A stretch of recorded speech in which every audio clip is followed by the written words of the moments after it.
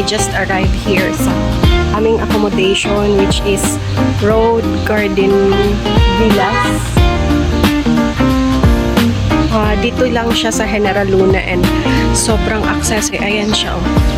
Paglabas nyo, nandyan na yung highway and then tourism road siya. Andyan na yung mga kainan, Mama Coco. Yun yung landmark. Nandyan yung Mama Coco. And then may mga boutique na din kung wala kayong dalang mga pang swimming. So ayan siya sa labas.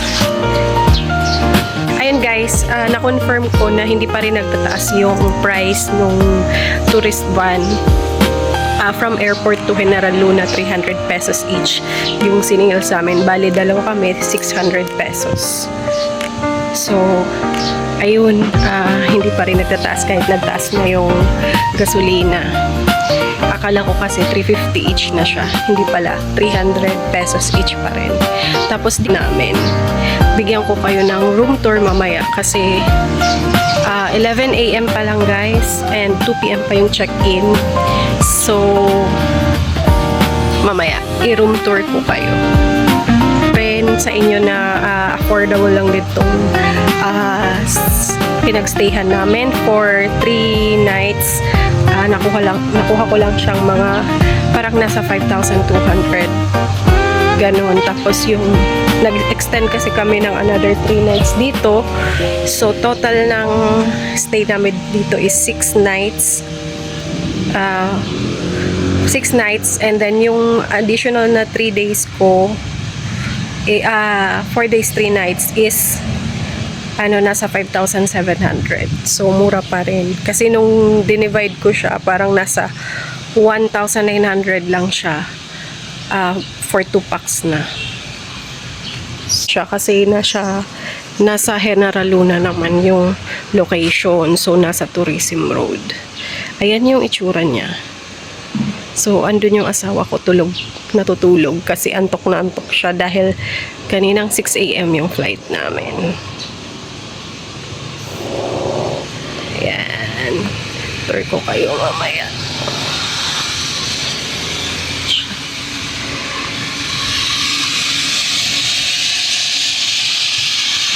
Nakapag-check-in na kami. So, bigyan ko lang kayo ng quick room tour. Guys, sa labas, may veranda na. Then, ayan, garden. And then, ayan yung bed, queen size bed. May na din, side table. Meron din pong towel. Good for 2. May mga lagayan na din ng mga gamit. Malamig yung aircon. May TV. May wifi. 2 sleepers. So, ayan yung check-out time. Check-in is 2 PM.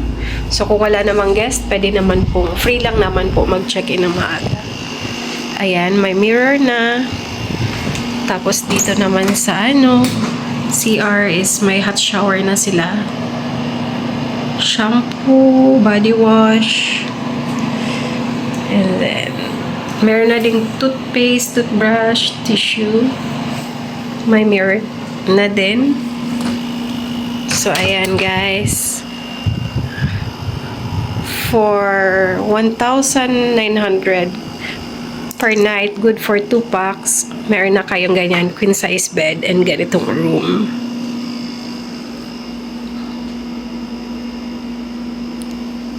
And then, along General Luna, Tourism Road. So, accessible siya guys. Sa mga kainan, sa mga boutique, and sa lahat. Sa mga tourist spot, mabilis lang kayong makakapunta kasi siya maganda yung location niya. Actually, sa Agoda, yung una ko talagang hinanap is yung location, yung magandang location, and then of course affordable kasi 10 days kami magstay dito. Pero may ibang hotel pa kami na magpagstayhan guys na 2 pa. So, i-compare natin. Depende din kasi guys sa budget nyo. So, meron din kasi kaming target na budget na yun yung gagastusin namin dito sa Siargao for those 10 days na magstay kami dito. So, let's see kung ma-achieve natin. And then yun guys, meron na rin pala silang coffee. May coffee na din na provided. So, yun guys. Explore ko mamaya yung sa labas naman guys. Ulitin ko yung landmark niya is yung Mama Coco doon. And then, maghanap ako mamaya ng kakainan. Kasi wala pa akong breakfast. Now is 1:30 na guys. So, late na masyado yung pagkain natin. Pero okay lang. At least nakatulog na yung asawa ko. Naka-check-in na kami. And then, kakain na din later. So, ayan. See you guys on my next vlog. Please like and subscribe kung nagustuhan nyo itong vlog ko. And, nagbigyan ba kayo ng information? And then guys, yun pala guys, isa pala sa yung trip na to is for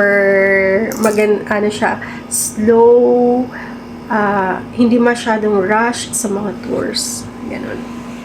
Medyo siya guys, relax, peaceful, calm, ganun lang yung atake natin sa vlog na to. And we'll see kung saan kami kakain, anong mga activities ang gagawin namin dito sa Siargao.